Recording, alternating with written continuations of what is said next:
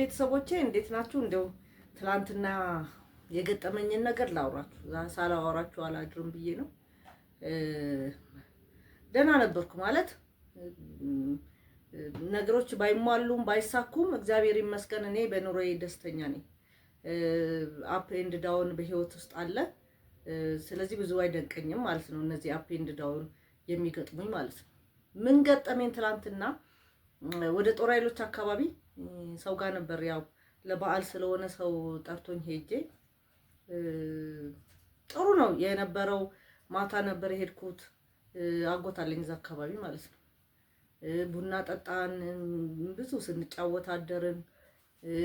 ጠዋት ላይ ባለቤቱ ቡና አፈላች በር ላይ ማለት ነው። ቡና አፈላች 6 ሰዓት አካባቢ ነው። ወጣን ቡናው ጋር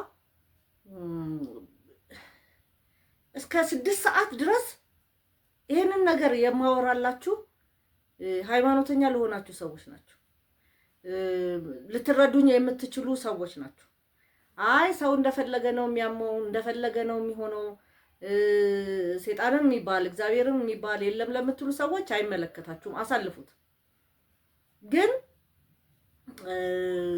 ሃይማኖተኛ የሆናችሁና የመናፍስት አሰራርን የምታውቁ ሰዎች፣ የምትረዱ ሰዎች፣ በላያችሁ ላይም የደረሰባችሁ ሰዎች ጆሮ ያለው ይስማ ነው የምለው። ጆሮ ያለው ይስማ።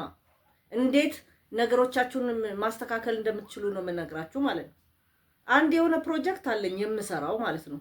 ለዛ ፕሮጀክት ሁሉ ነገር ሬዲ ነው። ከባለሙያ ጋር እየተነጋገርኩ ነው ያለሁት ማለት ነው። ግን ልክ 6 ሰዓት አካባቢ የሆነ ስልክ ደወልኩ። ራሴ ነኝ የደወልኩት። ስልኩ ላይ የደወለችልኝ ልጅ በዚህ ሳምንት ይሄ ጉዳይ ስላለኝ እንደዚህ ነው፣ ስለዚህ የሚቀጥለው ሳምንት ብላ ነው የቀጠረች። ኢሚዲየትሊ ያን ስልክ ከዘጋው በኋላ ቡናው እየተፈላ ነው። ቡናው ቀረበ፣ ምሳም ተበላ፣ ምንም አለ። ግን ኢሚዲየትሊ ውስጤ ተስፋ መቁረጥ ገባ። ምንም ማለት ከዛ ከደወልኩት ስልክ ጋር የሚገናኝ ነገር አይደለም። በዛ ታይም ግን የተላከ የመናፍስት አሰራር አለ ማለት ነው። እና በቃ ባይሰራስ እንዳልኳችሁ አንድ ፕሮጀክት አለኝ ብያችኋል። ባይሰራስ ቢቀርስ ምን ይሰራል? እንዴት አድርጌ ነው የምወጣው? ይሄንን ሁሉ የሚያባብል ምንም ነገር የለም። ምንም እንዳልኳችሁ ምንም እና በቃ ከዛ አውቀዋለሁ እኮ መሄጃውን መንገድ ሁሉ አላውቀውም አልኳቸው። ከዛ ሸኙኝ። ሁሉ ጊዜ የምመላለስበትን ቤት ማለት ነው።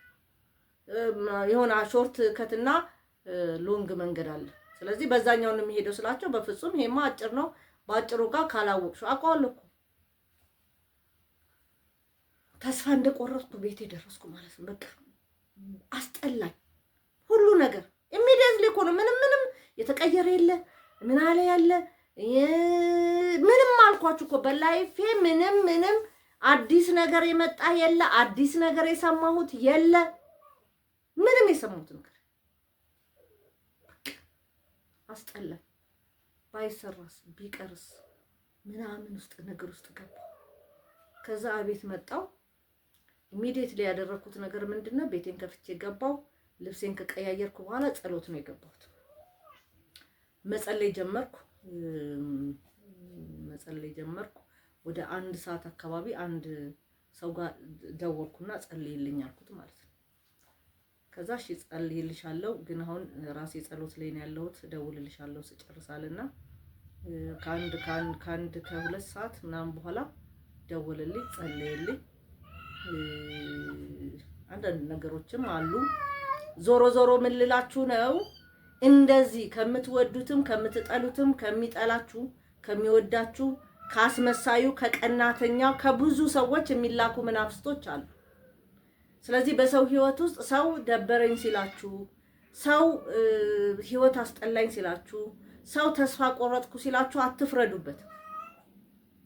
አትፍረዱበት። ጸልዩለት። ከቻላችሁ መጸለይ የምትችሉ ሰዎች ጸልዩ። እግዚአብሔር እንዲያስበው ያን ሰው እንዲረዳው። እውነቴን ነው የምላችሁ። እኔ ትላንትና የገጠመኝን ነው የምነግራችሁ። እኔ በኑሮዬ እንዳልኳችሁ ነው ደስተኛ ነኝ። ሙሉ ስለሆነ አይደለም። ሁልጊዜ በጌታ ደስ ይበላችሁ ነው የሚለው። ስለዚህ በጌታ ደስ ይለኛል። ያልተሟሉ ነገሮችን ቢኖር ብዙ እንትን አይለኝ። ኢሚዲየትሊ ግን ትላንትና 6 ሰዓት የሆነውን ታሪክ ነው የምነግራችሁ።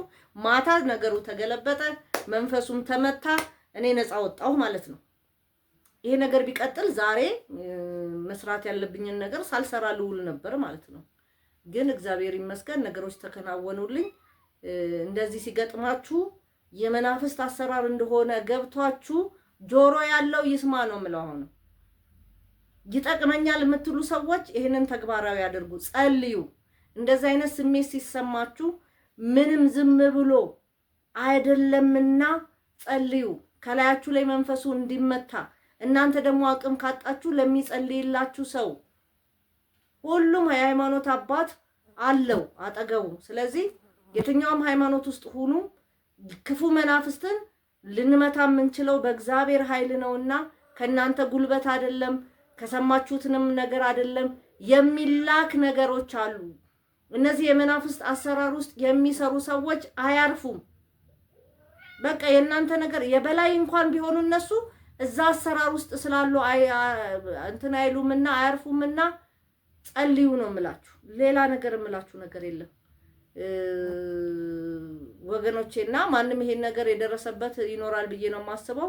እኔ እንደዚህ የተገለጠ ነገር ትላንት ነው የገጠመኝ። ብዙ ጊዜ ቀኑ ደብሮኝ ነው ምናምን ነው እንጂ የምለው እንደዚህ ሆኜ አላቅም። እግዚአብሔር ይመስገን ግን ነገሩ ስለተገለበጠ አመሰግናለሁ። ቻው፣ መልካም ጊዜ ይሁንላችሁ።